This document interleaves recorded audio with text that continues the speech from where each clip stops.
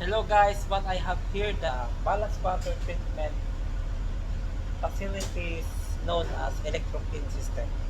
This Electro system made by Techross with ECS model 1350 by 2. I'm going to enter the password to switch it on, and I'm going to clean the electro chamber unit.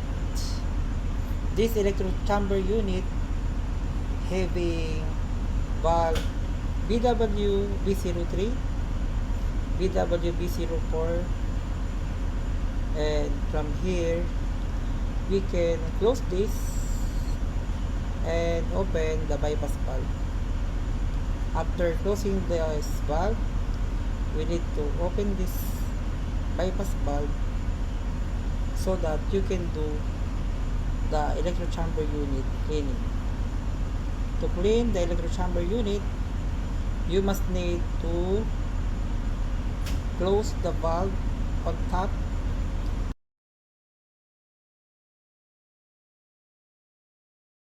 close the valve on the bottom,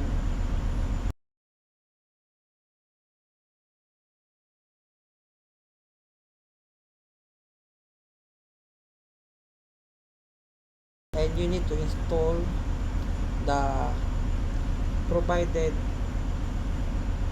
maintenance material, hoses and water pump and citric acid solution, and circulate it within 60 minutes. I'm going to show you how to clean the electro chamber using a citric acid.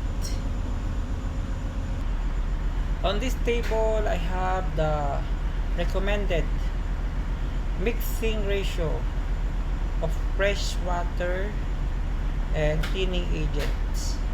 Normally, the mixing ratio is 1:10, meaning if I have 1 kilogram of citric acid, I need to add 10 liters of water on each electro chamber unit.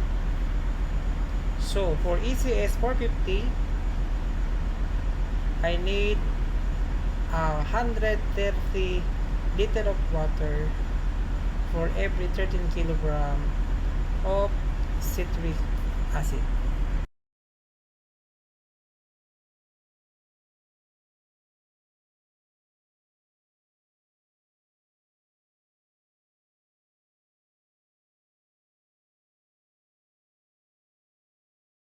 Hello guys, this is my ballast water management system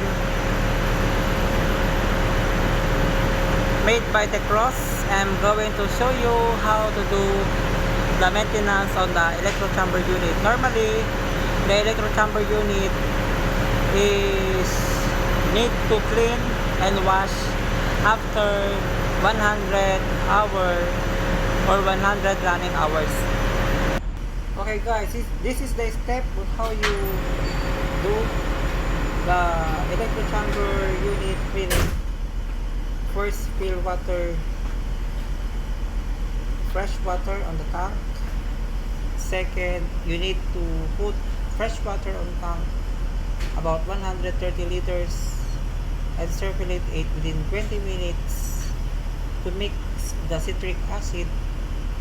And then you must install the provided cleaning materials such as the hoses and water pumps, and install it on the electro chamber unit to the tank, and then circulate the cleaning agent.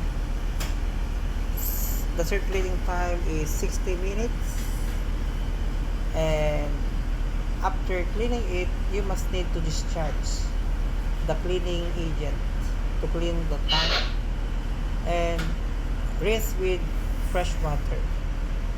This is how we do the cleaning of our electro chamber unit made by Techross. Hey guys, what I'm here at the back is the power distribution unit of my ballast water management system This ballast water management system is made by Techross, and I'm going to show you how to do and clean the electro chamber unit. Before you do some maintenance job for the ballast water treatment facilities, you must need to switch the operation mode from remote mode to local mode. To do this, you can find that there is alarm. In order for you to extinguish the alarm, you must press the buzzer stop. Then, after doing this, you can now press the lock. After pressing the lock, you will find here the maintenance mode button must need to press, and then you can enter a password 1 2 3 4.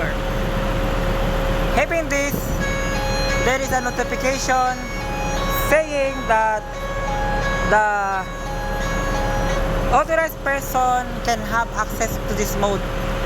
During the mode, the ECS ballast water management system cannot be operated for the safety of the crew.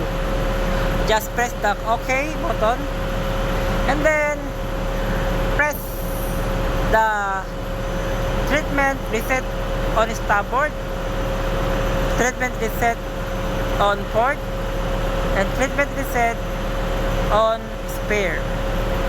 This treatment reset will reset the time from which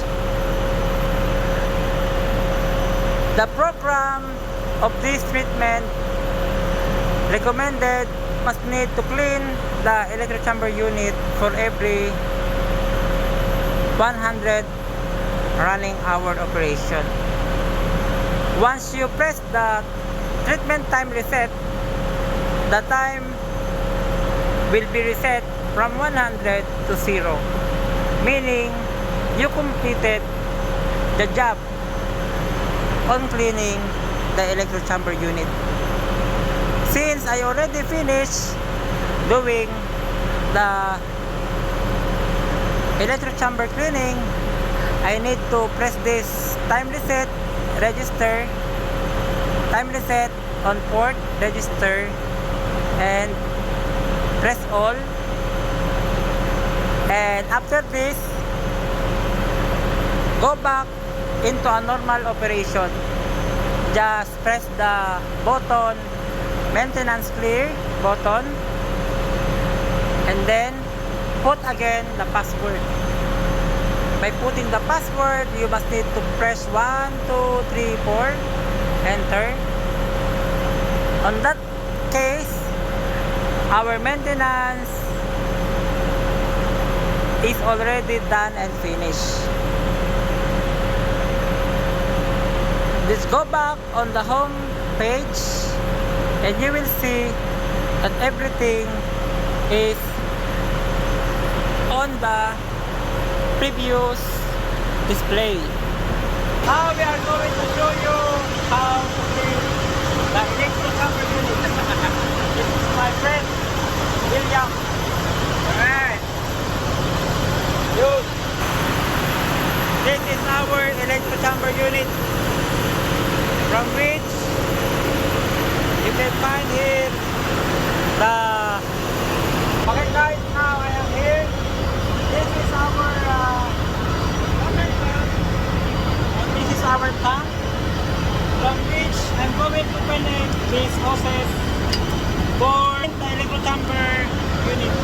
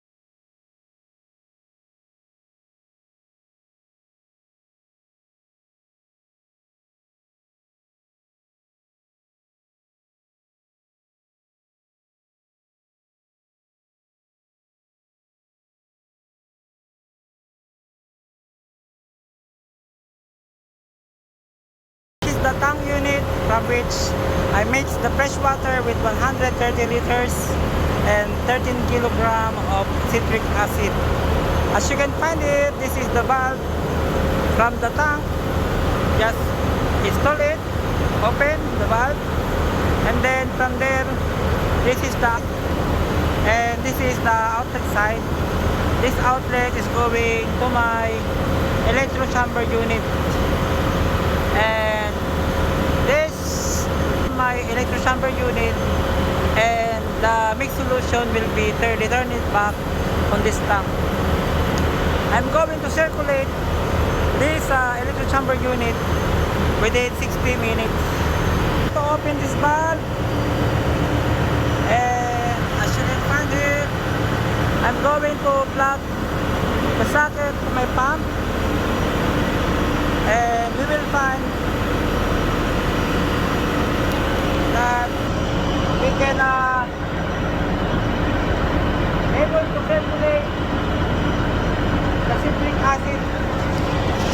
I'm using the water pump made by DHF series. This water pump is from Korea. This is the electro chamber unit composed of chamber 1, chamber 2, and chamber number 3. And as you can find, this portion is where the mixing solution is being put, and the other side is the portion from which the mixing solution will be returned on the tank. By doing electro chamber unit cleaning, you must need to close the valve here on the bottom part and on the upper part. Once you close it, you must need to drain first the water of the chamber. After draining the water of the chamber,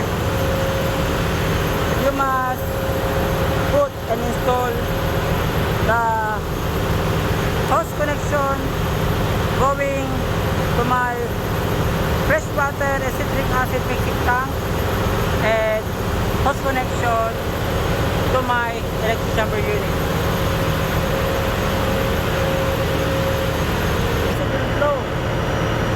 Water with citric acid now, before has a yellowish color, now it becomes dark, meaning we are able to clean the electro chamber unit.